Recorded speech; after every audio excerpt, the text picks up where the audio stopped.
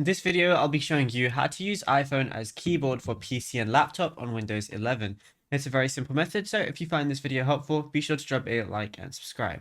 Now, this is most officially done through a Bluetooth HID, which is a human interface device.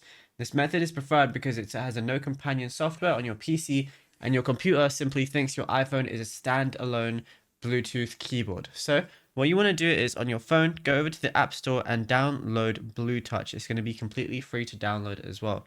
Ensure that Bluetooth is on your iPhone. And then what you want to do is on your PC, just make sure Bluetooth is on as well. And we're going to go ahead and open up Bluetouch like so. We can just continue as a guest though.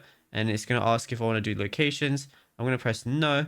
And it says permission Bluetooth is permanently denied. So what we're going to do is change our settings. So we want Bluetooth permission given to it. And it says connect to a device. So we're going to scan for devices, but at the same time, go on your PC, make sure Bluetooth is on. And then what I want to do is press add a device on my PC. And I'm going to scan for devices on Bluetooth right here. And then on my PC, what I'm going to go ahead and do is click the first option, which is just Bluetooth anyway.